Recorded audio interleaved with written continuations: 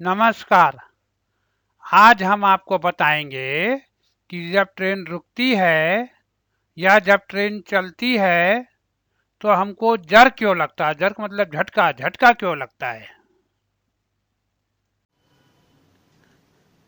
अब मान लीजिए कोई ट्रेन या कार है जिस पे हम बैठे हैं, तो ये जो नीले रंग दिखाया है हमने,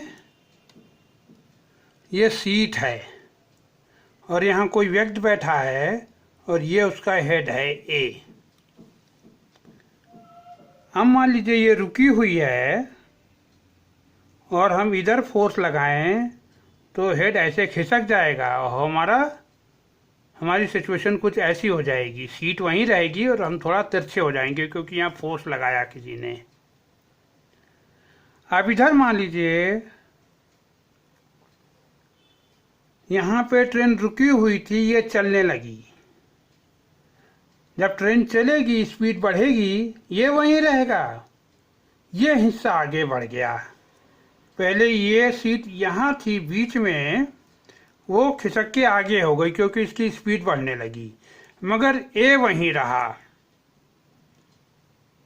इसमें अंतर है। इसमें सीट रुकी हुई थी, यहाँ पे हम फोर्स लगा रहे थे तो हम बैठ हुए थे। यहाँ पे क्या है, सीट आगे बढ़ गई, हेड वहीं है। इन दोनों में देखिए तो शेप एक जैसा लगता है, मगर थ्योरी अलग अलग है। जब ये सीट आगे बढ़ती है तो आपको लगता है कि पीछे झटका लग रहा है, हम पीछे भाग रहा है। फिर ऐसा नहीं होता, हेड वहीं रहता है। सीट आगे बढ़ जाती है तो हमको लगता है कि हमको पीछे झटका लग रहा है।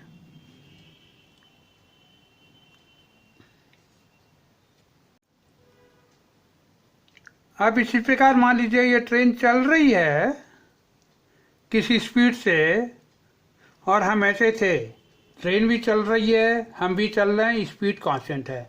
अब ट्रेन की स्पीड कम होने लगी तो वो सिचुएशन ये है।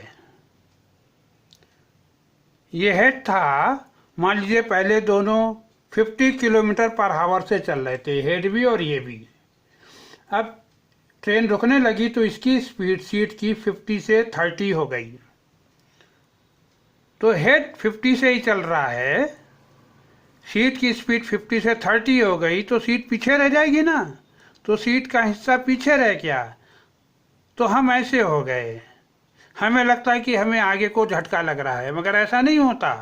होता क्या है कि हेड उसी स्पीड पे रहता है, सीट की स्पीड कम हो जाती है तो सीट पे बैठे हुआ हिस्सा पीछे रह जाता है।